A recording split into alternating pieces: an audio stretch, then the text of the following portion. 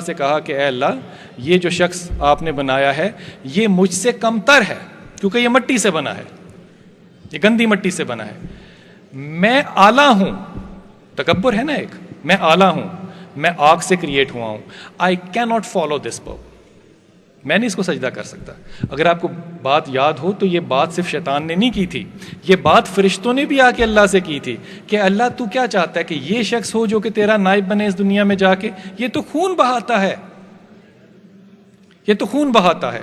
لیکن خدا نے کیا کہا کہ جو میں جانتا ہوں وہ تم نہیں جانتے۔ اب وہ کیا چیز تھی جو خدا جانتا تھا اور وہ نہیں جانتے تھے؟ خواتین و حضرات، اگر قرآن دیکھیں اور احادیث کا مطالعہ کریں تو وہ شے تھی عقل۔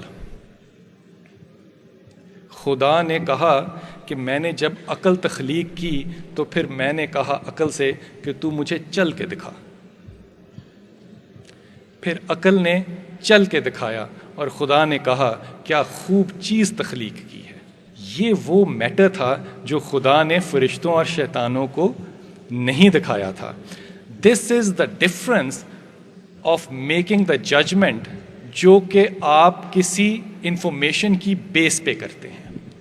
شیطان کی اور فرشتوں کی جو انکوائری تھی وہ اس کے ایکٹ پہ بیس تھی کہ وہ خون بہا رہا ہے، ان کی یہ ججمنٹ اس بات پہ بیس نہیں تھی کہ خدا نے ان کو عقل اور شعور کیا عطا کیا ہے۔ ایک صحابی تھے، ان کے پاس شیطان آیا، رات کو روزے میں تھے اور عبادت کر رہے تھے، تو وہ بڑی چیزیں لے کر آئے، ایک بزرگ آئے بڑی چیزیں ویزیں لے کر، تو آپ نے کہا یار یہ تم نہ کیا کرو ایسا، میں تو روزے سے ہوتا ہوں تو پھر میری عبادت بھی مخل ہوتی ہے۔ وہ دوسرے دن پھر آئے، وہ تیسرے دن پھر آئے، تو صحابی نے اس کو باندھ لیا، پکڑ لیا، اسے کہا کہ تمہیں میں صبح مجلس میں پیش کروں گا۔ تو وہ جب پکڑے گئے بزرگ تو انہوں نے کہا کہ میں تمہیں ایک بات بتاؤں، بڑی اعلیٰ قسم کی تمہیں بات بتاؤں گا، لیکن نیگوسیشن یہ ہے کہ تم مجھے صبح مجلس میں نہیں پیش کرو گے، تم مجھے چھوڑ دو گے۔ کہ کیا بات بتاؤ گے؟ انہوں نے، اس بزرگ نے ان کو آیت کریمہ دی اور کہا کہ یہ پڑھو، یہ تمہیں دوزخ کی آگ سے اور دنیا کی منافقت سے ہمیشہ دور رکھے گی۔ صبح صحابی گئے رسول پاک صلی اللہ علیہ وسلم کے پاس اور کہا کہ رات کو ایسا واقعہ پیش آیا، تو رسول پاک صلی اللہ علیہ وسلم نے کیا خوب بات کہی، آپ نے فرمایا خدا شر میں سے بھی خیر پیدا کر سکتا ہے وہ شیطان بات پتے کی بتا کر گیا۔ تو اب غور کریں کہ شیطان اتنا خطرناک شاید نہ ٹھہرا جتنا آپ کی ذات کا جو سیلف ہے، جو ری اکرنس نہیں ہے، جو پرسسٹنٹ تھاٹ آپ کی آتی ہے، وہ آپ کے راستے میں زیادہ حائل ہوتی ہے۔ اگر نفس کو میں زمین کہوں تو اس زمین پہ شیطان بھی آ سکتا ہے پلنے کے لیے، کھیلنے کے لیے، اور خدا بھی آ سکتا ہے۔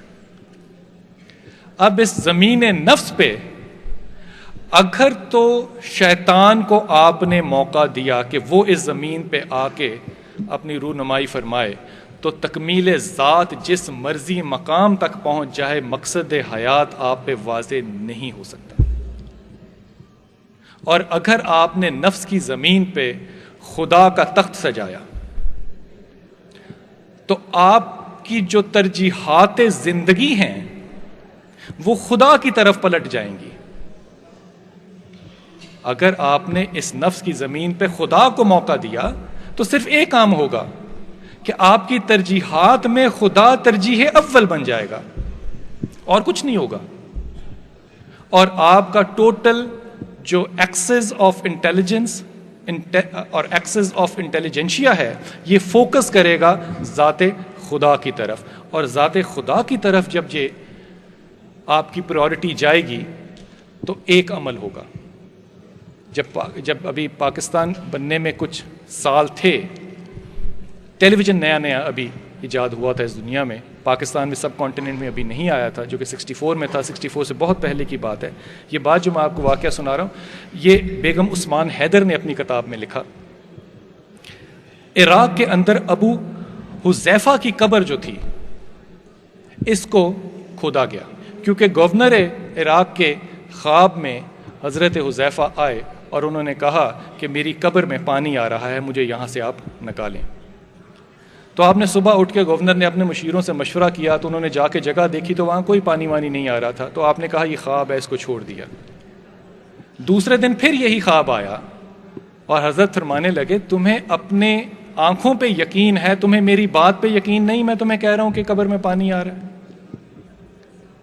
تیسری دفعہ خواب کے بعد یہ قبر جو تھی اس کی کشائی کی گئی, اور کیونکہ جب اس قبر کی کشائی کی گئی تو اس وقت آبویسلی ساری دنیا سے بہت سے لوگ جو ہیں وہ بھی وہاں پہ آئے. فرانس اور جرمنی سے خصوصی طور پہ کیونکہ لوگوں کو بلایا گیا, اور یہ بات ٹیلی ویژن کے اوپر بھی لوگوں نے دیکھی کہ جب ان صحابیوں کو باہر نکالا گیا, 2 صحابی تھے, ایک حضرت ابو حذیفہ تھے, دوسرے صحابی کا مجھے نام نہیں یاد. جب ان کو باہر نکالا گیا تو ایک جرمن ڈاکٹر نے جا کے صحابی کا, غور کیجئے, صحابی کی باڈی کو باہر نکالا جا رہا ہے, جب ان کو باہر نکالا گیا اور ان کو لوگوں کو دکھایا گیا تو اس نے سب سے پہلے جا کے اس صحابی کی آنکھیں دیکھیں. And the sentence that German doctor wrote in his book is, "Oh my God, I swear these are not the eyes of a dead man." تو خواتین و حضرات, جب آپ اس زمین پہ جو زمین نفس ہے, آپ اس کھیتی پہ خدا کو بوتے ہیں تو آپ درجہ شہادت لیتے ہیں. چاہے آپ زندہ ہوں, کھیلیں کودیں, جو مرضی کریں, آپ شہادت کا درجہ لیتے ہیں. پھر شہادت کے لیے خدا کا وعدہ ہے کہ یہ کبھی نہیں مرتا, اس کو رزق پہنچتا ہے, لیکن ہمارے فہم میں نہیں ہوتا. تو وہ لوگ جن لوگوں نے اپنے نفس کی زمین پہ خدا کو آباد کیا ہو, ان لوگوں کو آپ 1400 سال بعد بھی جب مٹی سے نکالتے ہیں تو مٹی کو یہ حکم نہیں کہ ان کے جسم کو کھائے. وما علینا الا البلاغ. اینی کویسچن سر؟ اس ساری باتوں میں شاید طلباء کے ذہن میں اپنے آپ کو دیکھنا مراد تھا, جو وہ شاید انہیں یا بطور طالب علم میں دیکھوں تو مجھے کچھ تھوڑی سی شاید دقت ہوئی کہ براہ راست میں اپنے آپ کو ڈسکور کیسے کروں. وہ بھی شاید ایک بات ذہنوں میں موجود تھی. جب تک سوال کوئی فارمل آتا ہے اتنی دیر تک تھوڑا سا اس کے بارے میں بتائیے کہ یہ جو اکثریت نوجوانوں کی بیٹھی ہے جنہوں نے اپنی زندگی کا ابھی سٹارٹ لینا ہے, عملی زندگی میں داخل ہونا ہے, تو یہ جن مراحل میں سے گزرتے ہیں, خاص طور پر یہ ایج جو ہے جس میں تجسس اپنی انتہا کو ہوتا ہے, تو اس میں یہ اپنی شناخت کیسے کر پائیں؟ ایک زمانہ تھا جس زمانے میں IRF کے ساتھ مل کے 20 سوال مرتب کیے تھے کہ جب بھی کہیں تبلیغ کے لیے جائیں تو زیادہ سے زیادہ سوال جو ہیں وہ لوگ کیا کر سکتے ہیں. ان میں جو 5 ٹاپ ریٹڈ کویسچنز ہیں, ان میں ایک تو جہاد کا سوال ہے, ایک 4 شادیوں کا سوال ہے, ایک حضرت عائشہ کی عمر کا سوال ہے. اس طرح 20 سوال بنائے. In all my career of religious studies میں نے کبھی بھی کسی کی زبان سے 21واں سوال نہیں سنا. یہ اللہ کی یا رحمت ہے یا ہمارے فہم کا ایک لمیٹیشن ہے کہ ہم وہی پیٹنٹ سوال ہمیشہ کرتے ہیں جو کہ زمانے میں کئی صدیوں سے چل رہے ہوتے ہیں. یہ جو پروفیسر صاحب نے سوال کیا, آئی واز ہمبلی ایکسپیکٹنگ کہ یہ سوال یقیناً ہوگا کہ حضرت آپ جو بات کر رہے ہیں چلیں ٹھیک صحیح, لیکن میں تو اپنی ذات کی شناخت کے لیے آیا ہوں, مجھے یہ بتائیں کہ میں اپنے آپ کو کیسے پہچانوں. In my all my years of education and counselling people, میں آج تک کسی ایک ایسے شخص سے بھی نہیں ملا جس شخص نے مجھ سے یہ کہا ہو کہ میں اپنے آپ کو نہیں جانتا. پہلا سوال جو سلام کے بعد ہوتا ہے وہ آپ کے حال کا ہوتا ہے, کیسے حال ہیں آپ کے, اس کا جواب ہوتا ہے الحمدللہ. اور دوسرا سوال جو ہوتا ہے وہ یہ ہوتا ہے کہ جناب میں آج کل اس مسئلے میں پھنسا ہوا ہوں. تو آپ نے جب الحمدللہ کہا تو وہ آپ نے کوئی مناسب سی بات نہیں کی.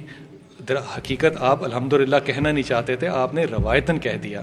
یہ جو ڈسکوری آف سیلف کے معاملہ ہے, یہ آسان نہیں ہے کہ آپ جب سفر زندگی شروع کریں اور آپ علم کی طرف جا رہے ہوں تو آپ یہ فیصلہ کر لیں کہ کیونکہ میں نے مینجمنٹ کی 3 کتابیں پڑھی ہیں اور تینوں کتابوں میں جو لا ہے میزو کا یا مزلو کا وہ سیلف ایکچولائزیشن کی طرف جاتا ہے, تو وہ سیلف ایکچولائزیشن آخر میں نے کتاب میں پڑھی ہے تو وہ کیسے ہوتی ہے.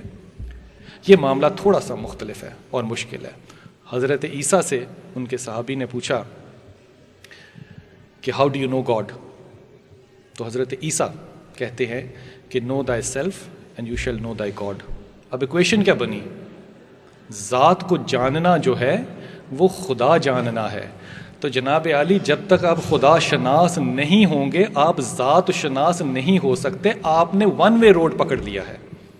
آپ ذات کو شناخت کرنا چاہتے ہیں بغیر شناخت خدا کے، اور یہ عمل اس دنیا میں بڑے عرصے سے جاری ہے، یہ مکمل نہیں ہو سکتا۔ اور رسول پاک صلی اللہ علیہ وسلم نے اس آرگومنٹ پہ